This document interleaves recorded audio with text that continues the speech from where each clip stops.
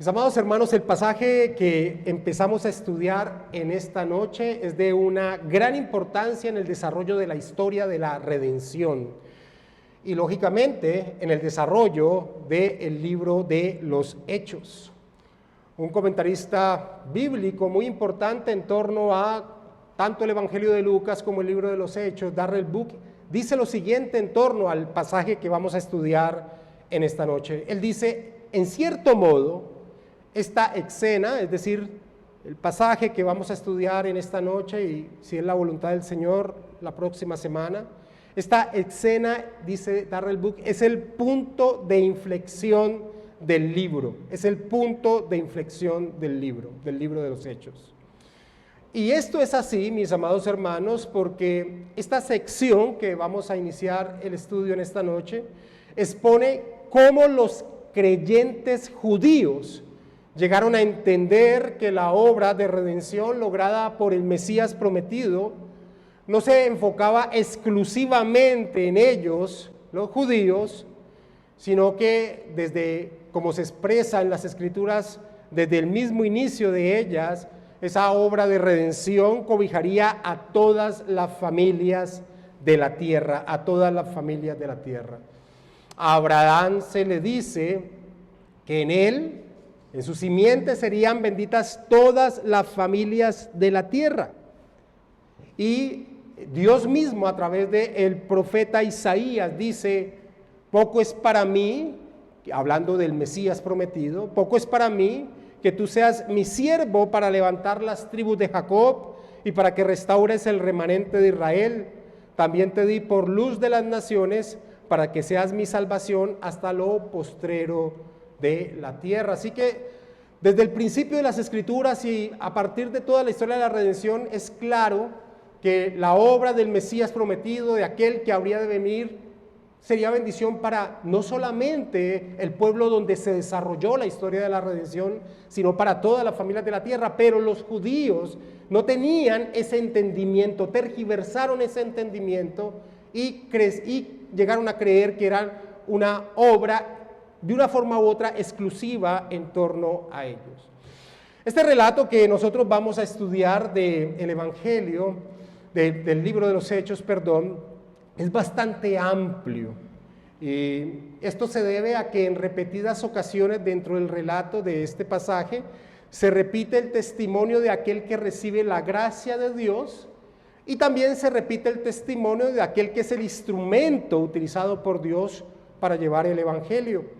Por eso es un pasaje muy amplio, pero que nos es necesario leer en el inicio del estudio de este pasaje. Así que vamos a hacer una lectura larga en torno a el capítulo 10 del libro de los Hechos, pero necesaria a realizar. Hechos capítulo 10, y vamos a leer todo el capítulo 10. Presta mucha atención para que entiendas lo que sucedió aquí. Dice Hechos capítulo 10, versículo 1, había en Cesarea un hombre llamado Cornelio, centurión de la compañía llamada la Italiana, piadoso y temeroso de Dios con toda su casa y que hacía muchas limosnas al pueblo y oraba a Dios siempre. Este vio claramente en una visión como a la hora 9 del día, es decir, más o menos las 3 de la tarde, que un ángel de Dios entraba donde él estaba y le decía a Cornelio. Él, mirándole fijamente y atemorizado, dijo, ¿qué es, Señor? Y le dijo, tus oraciones y tus limosnas han subido para memoria delante de Dios. Envía pues ahora hombres a Jope y haz venir a Simón, el que tiene por sobrenombre Pedro. Este posa en casa de cierto Simón curtidor, que tiene su casa junto al mar. Él te dirá lo que es necesario que hagas. Ido el ángel que hablaba con Cornelio, este llamó a 2 de sus criados y a un devoto soldado de los que le asistían, a los cuales envió a Jope después de haberles contado todo. Al día siguiente, mientras ellos iban por el camino y se acercaba a la ciudad, Pedro subió a la azotea para orar cerca de la hora sexta, es decir, mediodía. Y tuvo gran hambre y quiso comer, pero mientras le preparaban algo le sobrevino un éxtasis. Y vio el cielo abierto y que descendía algo semejante a un gran lienzo que atado de las 4 puntas era bajado a la tierra, en el cual había de todos los cuadrúpedos terrestres y reptiles y aves del cielo. Y le vino una voz, levántate, Pedro, mata y come. Entonces Pedro dijo, Señor, no, porque ninguna cosa común o inmunda he comido jamás. Volvió la voz a él segunda vez, lo que Dios limpió, no lo llames tú común. Esto se hizo 3 veces y aquí el lienzo volvió a ser recogido en el cielo. Y mientras Pedro estaba perplejo dentro de sí sobre lo que significaría la visión que había visto, he aquí los hombres que habían sido enviados por Cornelio, los cuales preguntando por la casa de Simón, llegaron a la puerta y llamando, preguntaron si moraba allí un Simón que tenía por sobrenombre Pedro. Y mientras Pedro pensaba en la visión, le dijo el Espíritu, he aquí 3 hombres te buscan. Levántate pues y desciende y no dudes de ir con ellos porque yo los he enviado. Entonces Pedro, descendiendo a donde estaban los hombres que fueron enviados por Cornelio, les dijo, he aquí, yo soy el que buscáis. ¿Cuál es la causa por la que habéis venido? Ellos dijeron, Cornelio, el centurión, varón justo y temeroso de Dios, y que tiene buen testimonio en toda la nación de los judíos, ha recibido instrucción de su santo ángel de hacerte venir a su casa para oír tus palabras.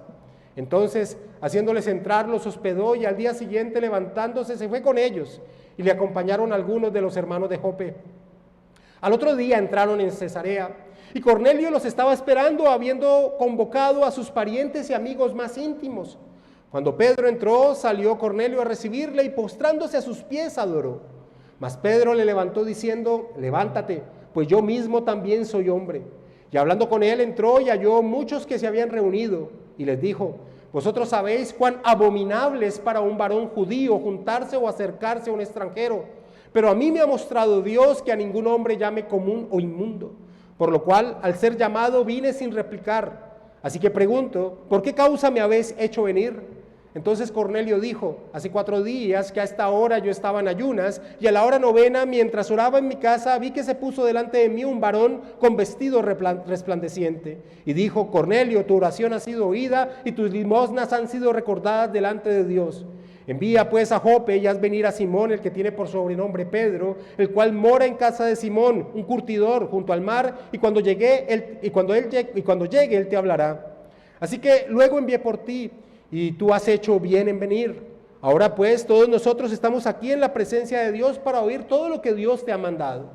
Entonces Pedro, abriendo la boca, dijo, en verdad comprendo que Dios no hace acepción de personas, sino que en toda nación se agrada del que le teme y hace justicia.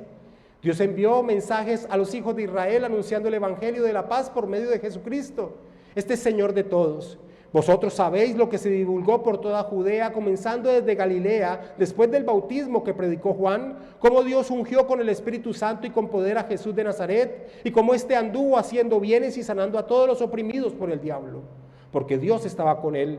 Y nosotros somos testigos de todas las cosas que Jesús hizo en la tierra de Judea y en Jerusalén, a quien mataron colgándole en un madero. A este levantó Dios al 3er día e hizo que se manifestase, no a todo el pueblo, sino a los testigos que Dios había ordenado de antemano, a nosotros que comimos y bebimos con él después de que resucitó de los muertos, y nos mandó que predicásemos al pueblo y testificásemos que él es el que Dios ha puesto por juez de vivos y muertos. De este dan testimonio todos los profetas, que todos los que en él creyeren recibirán perdón de pecados por su nombre.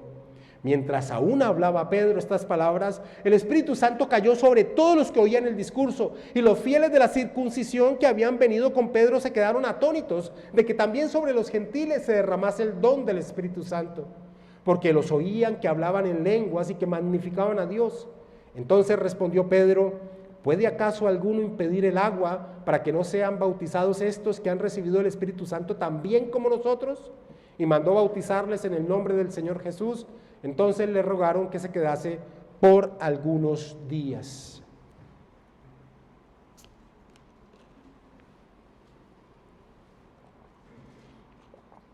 La intención que tiene este relato histórico es muy clara. Es derrumbar el pensamiento paradigmático que tenían los judíos de pensar que la salvación solo estaba relacionada con ellos, que la obra del Mesías prometido solo estaba supeditada únicamente a la nación que Dios había elegido para el desarrollo de la historia de la redención para la nación de Israel. Esa es la intención que tiene el relato del texto histórico. Y esto es importante y por eso lo reitero. Lo que se logra a través de este hecho histórico es que aquellos que habían creído en Jesús de Nazaret como el Mesías prometido, comprendieran que la obra del Señor no estaba supeditada a los judíos. Y esa importancia se debe a que según el pensamiento judío, cuando el Mesías viniese, el Mesías vindicaría, exaltaría a la nación de Israel por encima de todas las demás naciones, las cuales se convertirían en súbditos del glorioso reino de Israel. Este entendimiento que tenían lo podemos ver, lo podemos palpar en la pregunta que los discípulos del Señor Jesucristo le hacen al Señor antes de que el Señor ascienda a los cielos.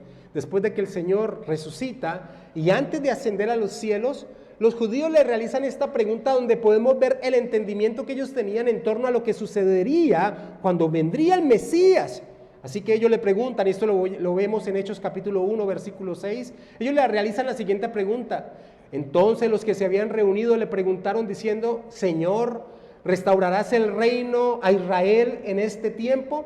Eso es lo que nos muestra era su entendimiento en torno a cuando viniese el Mesías. Cuando venga el Mesías, el reino de Israel será restaurado, la nación será vindicada, será exaltada y las demás naciones serán súbditas del glorioso reino israelita. De allí la importancia que tiene este hecho histórico que hemos leído. Y en esta noche, en torno a este amplio relato, nos vamos a centrar en aquel que recibe la gracia divina de la salvación. Es decir, en esta noche nos vamos a centrar en Cornelio.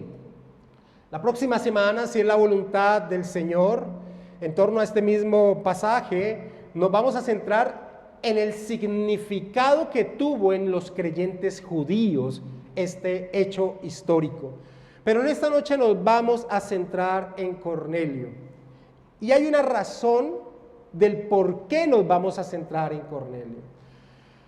Como lo voy a repetir ahora más adelante, este es uno de esos pasajes que es tergiversado en torno a quiénes son aquellos que reciben la salvación de parte de Dios. De allí la importancia de estudiar muy bien quién era Cornelio para no permitir un malentendimiento en torno a quién es aquel que recibe la salvación de parte del Señor. Iniciemos viendo entonces la presentación que hace Lucas en torno a quién era Cornelio, el gentil que junto con sus allegados y su familia recibirán el don de la vida. Hechos capítulo 10, versículo 1 y 2. Había en Cesarea un hombre llamado Cornelio, centurión de la compañía llamada La Italiana, piadoso y temeroso de Dios con toda su casa, y que hacía muchas limosnas al pueblo y oraba a Dios siempre. La Cesarea, esa ciudad que se nos nombra aquí, es conocida como Cesarea Marítima. Es decir, era una ciudad al lado del mar, ya que estoy viendo que algunos tienen mapas. Si te ubicas en Jope, como quedamos la semana pasada donde quedó Pedro, está hacia el norte por esa misma línea de costa marítima. Esta ciudad, Cesarea Marítima, es importante distinguirla de otra ciudad llamada Cesarea de Filipos, donde también ocurre un hecho trascendental dentro de la historia de la redención. En Cesarea de Filipos es el lugar donde el apóstol Pedro da el testimonio acerca de quién es Jesús. Tú eres el Cristo, el Hijo del Dios viviente. Esta Cesarea no es esa ciudad, esta Cesarea es otra Cesarea, esta es una Cesarea junto al mar que conocemos como Cesarea Marítima. Ahora, aunque era una ciudad que se encontraba dentro del territorio de Samaria, era principalmente una ciudad, digámoslo así, romana, porque allí se asentaban guarniciones militares del imperio, entre quienes estaban Cornelio, quien era un centurión, es decir, un centurión era un comandante, un oficial del ejército romano que tenía a cargo más o menos 100 hombres, que a su vez pertenecían a lo que era una compañía militar. Una compañía militar era compuesta por 600 o 1000 hombres. En este caso, la escritura nos dice que esa compañía militar se llamaba La Italiana. Así que esta Cesarea Marítima era una ciudad de una guarnición militar bastante grande del Imperio Romano. Así que esta ciudad, aunque era una ciudad dentro del territorio palestino, era básicamente una ciudad romana. Y se llamaba de esa manera Cesarea porque Herodes el Grande había colocado ese nombre en honor al emperador César Augusto. También Lucas nos indica que Cornelio era un hombre religioso, quien había conducido su hogar a la fe que profesaba. Era un hombre también de buen testimonio ante los habitantes de aquella región. Era un hombre que ayudaba, que daba limosnas. Y aparentemente también podemos decir que Cornelio era lo que se conoce como un temeroso de Dios. Un temeroso de Dios era aquellos gentiles que conociendo la fe judía se acercaban a dicha fe, pero que no llegaban a convertirse en prosélitos, es decir, en judíos de trasfondo gentil, porque no llegaban a la circuncisión, ni tampoco a someterse a los preceptos religiosos que los judíos tenían, como la celebración de las fiestas religiosas o la presentación de sacrificios. Pero la mayoría de exégetas dicen que Cornelio era un temeroso de Dios, alguien que creía en el Dios de los judíos, creía y conocía las escrituras de los judíos. A este hombre, que es lo que nos presenta Lucas en estos dos primeros versículos de ese capítulo 10, a este hombre, Cornelio, el Señor en su gracia envió un mensaje por medio de un ángel. Versículo 3 en adelante. Este vio claramente en una visión como la hora novena del día. Recuerden, hora novena es 3 de la tarde. Ellos empezaban a contar las horas desde las 6 de la mañana. Este vio claramente en una visión como la hora novena del día que un ángel de Dios entraba donde él estaba y le decía a Cornelio. Él mirándole fijamente y atemorizado dijo: ¿qué es, Señor? Y dijo: tus oraciones y tus limosnas han subido para memoria delante de Dios. Envía pues ahora hombres a Jope y haz venir a Simón, el que tiene por sobrenombre Pedro.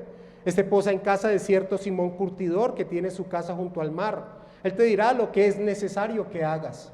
Ido el ángel que hablaba con Cornelio, este llamó a 2 de sus criados y a un devoto soldado de los que le asistían, a los cuales envió a Jope después de haberles contado todo. En una aparición angelical, como lo relata entonces Lucas, se le señala a Cornelio que debe hacer traer a Pedro, quien, como vimos la semana pasada, estaba en Jope, otra ciudad costera que estaba a unos 44 kilómetros al sur de Cesarea. El ángel le dice, mira el versículo 6, la parte B, el ángel le dice a Cornelio que Pedro te dirá lo que es necesario que hagas, te dirá lo que es necesario que hagas. Así que, con estas palabras podemos decir que había algo que este hombre religioso y de buen testimonio ante los demás necesitaba. Este hombre religioso y de buen testimonio a los demás necesitaba. ¿Y por qué es necesario resaltar esto dentro de esta historia?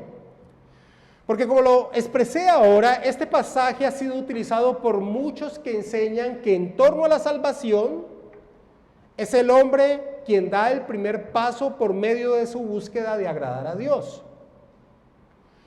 Esta posición teológica es conocida como el semipelagianismo, y para quienes profesan este entendimiento en torno a la salvación, que podemos señalar a la Iglesia de Roma y a la mayoría de iglesias de corte arminiano, o por todas las iglesias de corte arminiano evangélico, esta posición semipelagiana, para ellos la salvación es una acción sinérgica, es decir, de colaboración del hombre y Dios, y la parte que le corresponde al hombre es dar el primer paso en su búsqueda de la gracia divina. Los semipelagianos creen que el pecado de Adán solo dañó al hombre, lo dañó.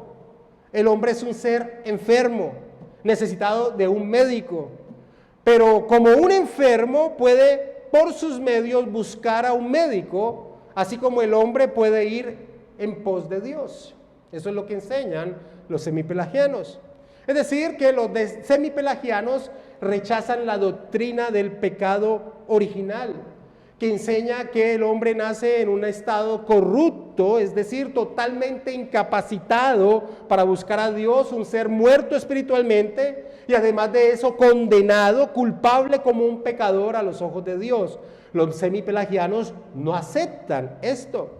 Los semipelagianos afirman que los hombres pueden comenzar a acercarse a Dios, pero que son demasiado débiles para completar su conversión. Creen que los hombres necesitan la gracia de Dios, la cual Dios ofrece a los que hacen el esfuerzo de acercarse a Él. Eso es lo que creen los semipelagianos. Y un pasaje clásico para soportar, para validar ese pensamiento, es este pasaje, pues este pasaje enseña, supuestamente según ellos, que Dios fijó sus ojos en Cornelio por la bondad de este hombre y por sus constantes oraciones. Dicen, y esta es la forma en que validan esto a través del pasaje, mira cómo el ángel le dice a Cornelio, versículo 4, la parte B, y le dijo, tus oraciones y tus limosnas han subido para memoria delante de Dios. O como dicen otras versiones, como la nueva traducción viviente, dice, Dios ha recibido tus oraciones y tus donativos a los pobres como una ofrenda. Y dicen los semipelagianos, este aspecto es resaltado una vez más cuando Cornelio le cuenta a Pedro las palabras que el ángel le dijo, capítulo 10, versículo 31 y 32. Y dijo, Cornelio, tu oración ha sido oída y tus limosnas han sido recordadas delante de Dios. Envía pues a Jope y haz venir a Simón, el que tiene por sobrenombre Pedro. Y que esto es así, dicen los semipelagianos, lo que ellos enfatizan, es confirmado por las palabras de Pedro que se expresan en el versículo 34 y 35. Entonces Pedro, abriendo la boca, dijo, en verdad comprendo que Dios no hace acepción de personas, sino que en toda nación se agrada del que le teme y hace justicia. Y entonces concluyen, ¿sí ves? Fue por las acciones bondadosas de Cornelio, por su constante oración, que Dios fijó sus ojos en él para darle la gracia de la salvación. Dios busca salvar a aquellos que se esfuerzan en ser buenos, como Cornelio. Y amados hermanos, ese es el tipo de pensamiento común de las personas, que el cielo es para aquellos que son buenos. Ese es un buen resumen de lo que piensan los semipelagianos. Pero mis amados hermanos, como dice Kevin de Jong, debemos apreciar la bondad de Cornelio, esa bondad con comillas, pero no diluir nuestra teología. Debemos apreciar la bondad de Cornelio, pero no diluir nuestra teología. Hace 2 enseñanzas atrás expresé el peligro de enseñar doctrina teniendo como base textos de narración histórica. Y señalé que esto se debe a que la narración histórica no tiene como propósito principal formular doctrina. La narración histórica, como lo es el libro de los Hechos de los Apóstoles, expresa eventos trascendentales de la historia de la redención, pero dichos eventos deben ser interpretados a la luz de toda la Escritura, en especial a través de aquellos textos bíblicos que tienen la intención directa de enseñar doctrina, como son, por ejemplo, las epístolas de los apóstoles. R.C. Sproul decía, las narraciones históricas deben ser interpretadas por el método didáctico. El término didáctico, dice Sproul, viene de la palabra griega que significa enseñar o instruir. La literatura didáctica es aquella que enseña o explica. Muchos de los escritos de Pablo presentan características didácticas, señalaba Sproul. Mis amados hermanos, la escritura debe ser interpretada por la escritura, lo que conocemos o lo que se conoce como la analogía de la fe. Es el principio base de la interpretación bíblica. Y claramente todas las escrituras expresan el estado de muerte, no de enfermedad, en la que el hombre quedó después de la caída en el Edén. Todas las escrituras gritan el estado de incapacidad, de muerte, no de enfermedad en que quedó el hombre después de que cayó en el Edén. Dios no le dijo a Adán, el día que comieres, ciertamente te enfermarás, sino que le dijo: el día que comieres, ciertamente morirás. Y se cumplió desde el mismo momento en que Adán y Eva comen y el hombre pierde inmediatamente esa comunión con Dios. Dios no colocó querubines resguardando la entrada en el Edén después de expulsar al hombre de su presencia como una muestra de posibilidad de que el hombre por sus medios podría regresar a él, sino como una muestra de la imposibilidad de esto.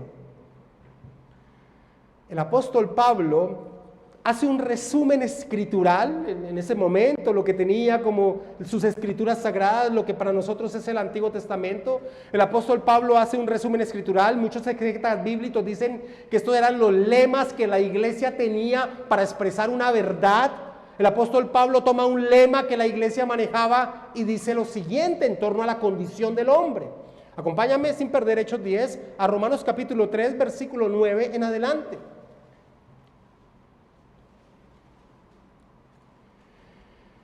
¿Qué pues? Y recuerda, ya estudiamos la epístola de los Romanos en esta iglesia. Pablo viene creando toda una base para expresar la condenación de todos los hombres ante Dios. ¿Qué pues? Romanos 3:9, ¿somos nosotros mejores que ellos? En ninguna manera, pues ya hemos acusado a judíos y a gentiles que todos están bajo pecados. Y dice, como está escrito, y va a las escrituras sagradas del Antiguo Testamento, sus escrituras sagradas, las que él poseía: no hay justo ni aun uno, no hay quien entienda, no hay quien busque a Dios, todos se desviaron, a unas se hicieron inútiles, no hay quien haga lo bueno, no hay ni siquiera uno. Esto es un lema, esta es una recopilación de diferentes pasajes del Antiguo Testamento que la iglesia utilizaba para formular una verdad. Mis amados hermanos, Cornelio sin dudas era un hombre religioso, era un hombre de testimonio a los demás, pero el testimonio de Cornelio no era mejor que el que tenía un hombre como Nicodemo. Es más, Nicodemo, la palabra Nicodemo significa precisamente hombre de gran testimonio. Era el maestro de la ley en Jerusalén. Pero lo que le dice nuestro Señor Jesucristo a Nicodemo muestra el estado de incapacidad en el cual se encontraba Nicodemo para siquiera percibir el reino de Dios. En Juan capítulo 3, versículo 3 leemos: respondió Jesús y le dijo: de cierto te digo, amén, amén, lo que te voy a decir es algo ciertísimo, que el que no naciere de nuevo no puede ver, no puede percibir el reino de Dios. Esta verdad expresada por el Señor Jesucristo, el apóstol Pablo la toma y se la expresa a la iglesia de Corinto. Pablo les dice lo siguiente a la iglesia de Corinto: pero el hombre natural no percibe las cosas que son del Espíritu de Dios, porque para él son locura y no las puede entender, porque se han de discernir espiritualmente. Mis amados hermanos, Cornelio era un temeroso de Dios. Cornelio trataba de guardar la ley moral que la redundancia exponía. Pero amados hermanos, por las obras de la ley ningún hombre será salvo. El apóstol Pablo lo ha expresado así en diferentes partes, en la carta a los Gálatas, pero también en la carta a los Romanos. En Romanos capítulo 3, versículo 19, Pablo dice: pero sabemos que todo lo que la ley dice, lo dice a los que están bajo la ley, para que toda boca se cierre y todo el mundo quede bajo el juicio de Dios, ya que por las obras de la ley ningún ser humano será justificado delante de él, porque por medio de la ley es el conocimiento del pecado. Mis amados hermanos, Cornelio no es un caso diferente a Noé. No es un caso diferente a Noé, de quien se nos dice lo siguiente. Vamos a Génesis, por favor, capítulo 6. Y mira cómo la escritura se expresa acerca de Noé. Génesis capítulo 6, versículo 9. Estas son las generaciones de Noé.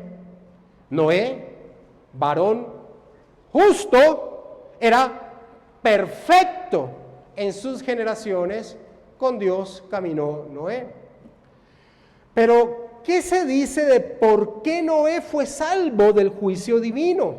Bueno, se nos dice que recibió el favor divino porque halló gracia, y gracia significa un favor que no se merece, halló gracia a los ojos de Dios, en el versículo anterior, en el versículo 8. Pero Noé halló gracia ante los ojos de Jehová. Cornelio no es un caso diferente a Abraham, que siendo parte de una comunidad pagana que adoraba a los astros del cielo, Dios le dio su gracia y lo llamó para sí, no por algo que fuese Abraham, era igual que sus otros familiares, un idólatra de los astros, sino porque a Dios le plació derramar su gracia en él. Como Pablo claramente lo expresa en Romanos capítulo 4, en torno a, bueno, ¿será que Abraham tenía que jactarse algo en torno a sus obras delante de Dios? En torno a lo que él hacía delante de Dios, para que Dios lo aprobara como justo. Romanos capítulo 4, versículo del 1 al 5, el apóstol Pablo dice: ¿qué pues diremos que halló Abraham nuestro padre según la carne? Porque si Abraham fue justificado por las obras, tiene de qué gloriarse. Sí, para los hombres tal vez, en torno a su justicia, en torno a lo que podría hacer, pero no para con Dios, dice Pablo. Porque, ¿qué dice la Escritura? Creyó Abraham a Dios y le fue contado justicia. Pero al que obra no se le cuenta el salario como gracia, sino como deuda. Mas al que no obra, sino que cree en aquel que justifica al impío, su fe le es contada por justicia. Mis amados hermanos, tratar de tomar expresiones de la narración histórica para señalar que el hombre debe dar el primer paso para que Dios muestre su gracia sobre ellos, es ir en contra de todo lo que la Escritura enseña claramente. Es ir en contra aún del mismo significado de la palabra gracia, favor que no se merece. Es más, es ir en contra del mismo relato histórico que Lucas ha venido exponiendo. ¿O es que acaso Saulo de Tarso dio el primer paso para hallar el favor divino? ¿No recuerdas qué estaba haciendo Saulo cuando el Señor le llamó? Estaba asesinando cristianos, eso era lo que estaba haciendo Saulo de Tarso. Ahora, alguien podría decir, no, pero espérate, es que Saulo es un caso especial porque Saulo llegaría a ser el gran apóstol de los gentiles. A lo que el mismo apóstol Pablo responde que por el contrario, su elección es un ejemplo de la gracia divina que cualquiera puede recibir según la voluntad de Dios. Acompáñame a 1 de Timoteo, capítulo 1, versículo 12 en adelante.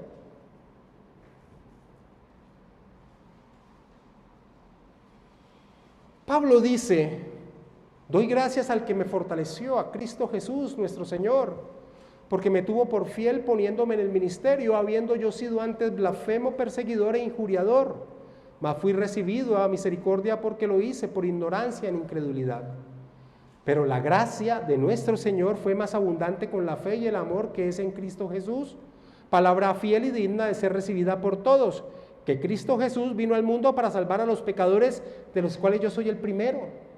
Pero por esto fui recibido a misericordia, para que Jesucristo mostrase en mí el primero toda su clemencia, para ejemplo de los que habrían de creer en Él para vida eterna. Así que tomar de un relato histórico para formular una doctrina va en contra de toda la Escritura, en este caso lo que enseñan los semipelagianos, pero aún es ir en contra del mismo relato histórico, donde nos ha presentado al apóstol Pablo, un asesino de cristianos, llamado por la gracia de Dios, a lo cual Pablo en una de sus epístolas, con la intención de enseñar a la iglesia cómo es que Dios en su gracia escoge según su voluntad, dice: yo fui ejemplo precisamente para mostrar que no es por algo que sea el hombre, sino por la gracia que a Dios le place dar a quien Él quiere.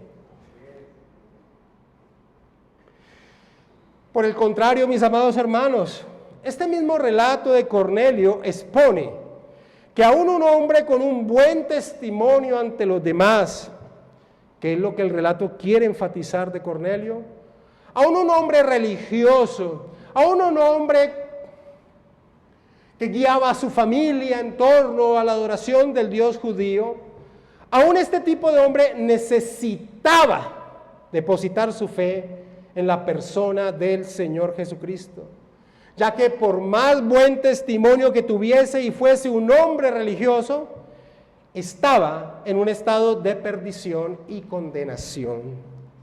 Mira que el ángel le dice, una vez más en ese versículo 6 de Hechos 10, llama a Pedro, y la parte B dice, él te dirá lo que es necesario que hagas. Lo que es necesario que hagas.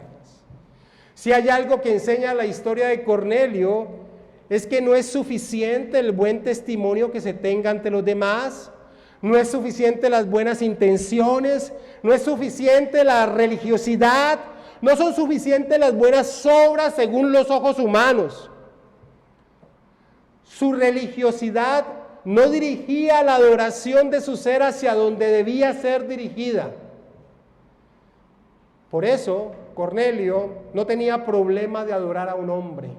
Mira el versículo 25 y versículo 26 de Hechos capítulo 10. Cuando Pedro entró, salió Cornelio a recibirle y postrándose a sus pies adoró. Mas Pedro le levantó diciendo, levántate, pues yo mismo también soy hombre. Cornelio era un hombre religioso.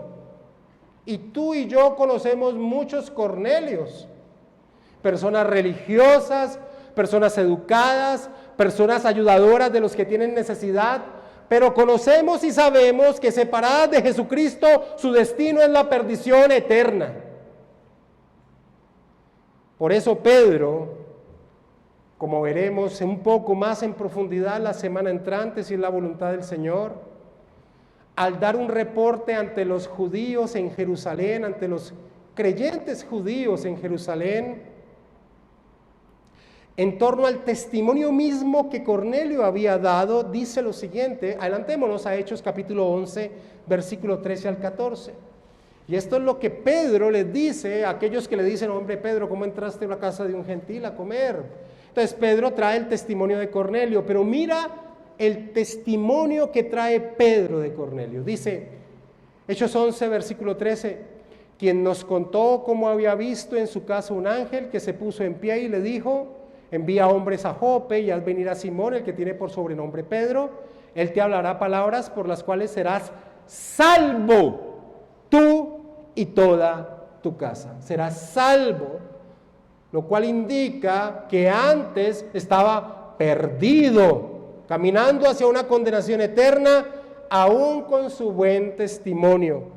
Cornelio era un hombre religioso, Cornelio era un hombre ético, Cornelio era un hombre de buen testimonio ante los ojos de los hombres, pero Cornelio no era un hombre salvo, necesitaba de la gracia divina. En el versículo 6 que tanto hemos tocado de Hechos capítulo 10, se nos dice que el ángel le dijo, él te dirá lo que es necesario que hagas. En el versículo 22 de ese capítulo 10, cuando los que van a buscar a Pedro están constando lo que Cornelio les dice, dice hacia el final, de hacerte venir a su casa para oír tus palabras. Y el mismo Cornelio, cuando Pedro llega a su casa, le dice en el versículo 33, así que luego envié por ti, tú has hecho bien en venir, ahora pues todos nosotros estamos aquí en la presencia de Dios para oír todo lo que Dios te ha mandado. ¿Y cuáles eran esas palabras que Cornelio y sus cercanos debían escuchar? ¿Cuál era el mensaje que Pedro debía transmitir? ¿Sería acaso el testimonio de Pedro de cómo Dios había hecho tantas maravillas por medio de su mano? No, el mensaje que Pedro debía dar a Cornelio, a su familia y a los cercanos que estaban en la casa de Cornelio era el bendito evangelio del Señor Jesucristo. Versículo 36 en adelante. Dios envió mensaje a los hijos de Israel, y estas las palabras de Pedro. Y básicamente, escucha y quiero hacerte un resumen porque no voy a entrar a tocar todo lo que Pedro dice allí, porque en la exposición del Evangelio va a mostrar el mensaje de paz, de reconciliación con Dios que el mismo Señor Jesucristo trajo. Señala primero, te vas a dar cuenta que dice que Él fue enviado a la casa de Israel, pero termina diciendo en esa misma expresión, pero Dios es el Dios de todos, involucrando que no solamente era para los judíos. Después entra a mostrar cómo por el poder de Dios hacía bien, sanando, expulsando demonios, mostrando esa benevolencia de Dios. Pero fue, y señala después Pedro, colgado en un árbol, en un madero. Y si Cornelio era un temeroso de Dios, conocía la ley, sabía que alguien colgado en un madero era alguien considerado maldito, pero vincularía también esa obra del Señor Jesucristo de llevar los pecados de los demás. Señala que fue crucificado, que fue sepultado, que resucitó y que ellos eran testigos de dicha resurrección. El Evangelio. Y mira cómo va finalizando. Vamos a leer Hechos 10, versículo 36. Dios envió mensaje a los hijos de Israel anunciando el Evangelio de la paz por medio de Jesucristo, este Señor de todos. Vosotros sabéis lo que se divulgó por toda Judea, comenzando desde Galilea, después del bautismo que predicó Juan, cómo Dios ungió con el Espíritu Santo y con poder a Jesús de Nazaret, y cómo éste anduvo haciendo bienes y sanando a todos los oprimidos por el diablo, porque Dios estaba con él. Y nosotros somos testigos de todas las cosas que Jesús hizo en la tierra de Judea y en Jerusalén, a quien mataron colgándole en un madero. A este levantó Dios al tercer día e hizo que se manifestase no a todo el pueblo, sino a los testigos que Dios había ordenado de antemano, a nosotros que comimos y bebimos con él después de que resucitó de los muertos, y nos mandó que predicásemos al pueblo y testificásemos que él es el que Dios ha puesto por juez de vivos y muertos. De este dan testimonio todos los profetas, que todos los que en él creyeren recibirán perdón de pecados por su nombre. Cornelio era un pecador que necesitaba el Evangelio. Cornelio necesitaba depositar su vida en las manos del Salvador, del Señor Jesucristo.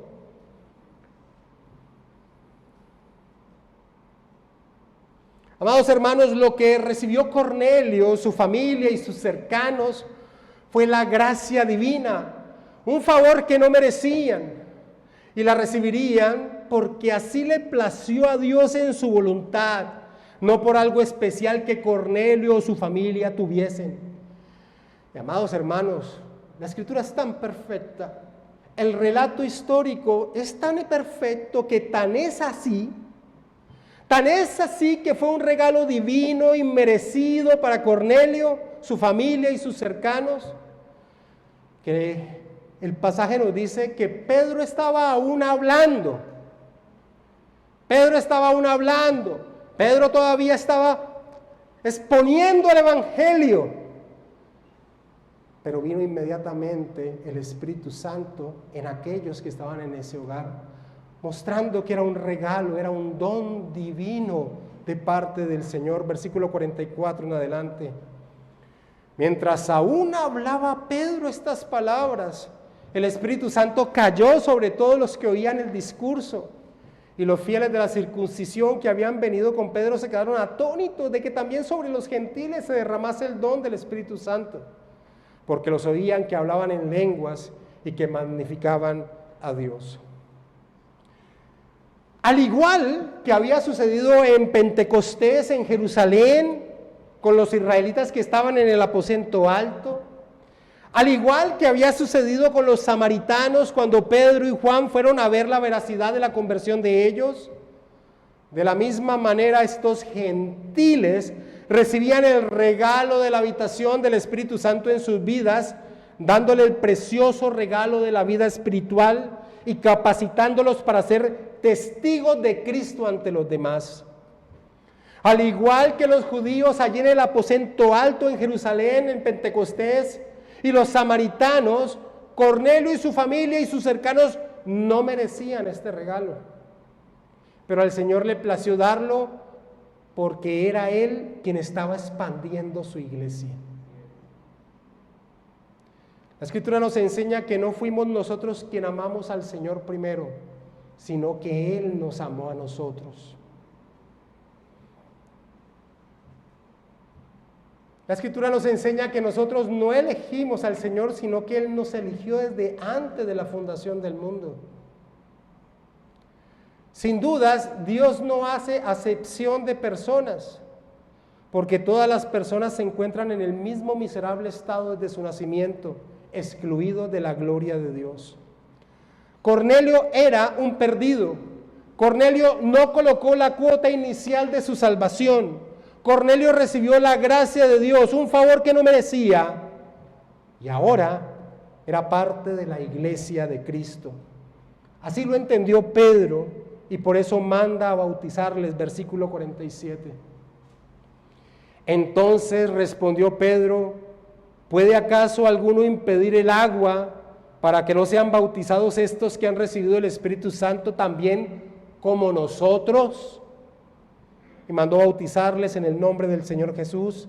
Entonces le rogaron que se quedase por algunos días. La sorpresa de los judíos cristianos que acompañaban a Pedro fue inmensa, versículo 45. Y los fieles de la circuncisión que habían venido con Pedro se quedaron atónitos de que también sobre los gentiles se derramase el don del Espíritu Santo. Se quedaron atónitos, sorprendidos, chocados, como una patada en la cabeza. No sabían cómo reaccionar ante esto, pero sobre la experiencia de Pedro y lo que significó para los judíos cristianos el derramamiento del Espíritu Santo sobre los gentiles, si es la voluntad del Señor, nos centraremos en ellos la próxima semana. Mis amados hermanos, todos los hombres nacemos muertos a Dios, y solo un milagro producido por Dios, darnos su Espíritu, nacer de nuevo, permite al hombre gozarse en Él, en su obra de redención. Y esto fue lo que experimentó Cornelio, su familia y sus cercanos. Y ese es el regalo que hemos experimentado todos los que por la fe estamos unidos a la persona de nuestro Señor Jesucristo. Como dice el apóstol Pablo en una de sus epístolas, se nos ha concedido que creamos en Él. Se nos ha concedido que creamos en Él, como dice Filipenses 1:29, si no estoy mal. ¿Qué aplicación podemos sacar de este énfasis que hemos hecho en torno a Cornelio? ¿Quién era? ¿Quién no era? ¿Y qué llegó a ser Cornelio? ¿Qué aplicación podemos sacar? Pues una muy clara para nuestra vida. Pasar por alto el principio hermenéutico del trato que deben tener los relatos históricos terriblemente ha llevado a muchos errores que han trastornado el caminar de la iglesia de Cristo. Y termino con una ilustración más de ese error. A principios del siglo XX, en un seminario de la ciudad de Arkansas, un profesor dejó el trabajo a sus alumnos de aprender por medio del libro de los Hechos cuál era la evidencia que el libro de los Hechos presentaba en torno a una verdadera conversión. Los alumnos llegaron a la conclusión que la evidencia que presentaba el libro de los Hechos era que un verdadero creyente, alguien que había nacido de nuevo, alguien que había recibido el Espíritu Santo, la evidencia era el hablar en lenguas. Y días después se dio la primera manifestación, entre comillas, del hablar en lenguas. Y así nació el movimiento pentecostal que conocemos, no hablando idiomas, sino una jerigonza sin sentido que trágicamente ha perdurado hasta el día de hoy. Quien quiera aprender, y esto en torno al porqué de las lenguas, quien quiera aprender del propósito de la manifestación del don de lenguas del siglo I, le invito a ver la prédica de esta misma serie de hechos que tiene por título El don de lenguas, un propósito cumplido, en el canal de YouTube, donde se expone el porqué de ese don dado en el siglo I. Pero esta es una muy buena ilustración del terrible error de tomar pasajes de relatos históricos y por medio de ellos hacer doctrinas. La Lo trágico es lo que nosotros podemos ver a nuestro alrededor de lo que ha acontecido con la iglesia cristiana, que ha caído en el ridículo en muchas de sus formas de adorar al Señor.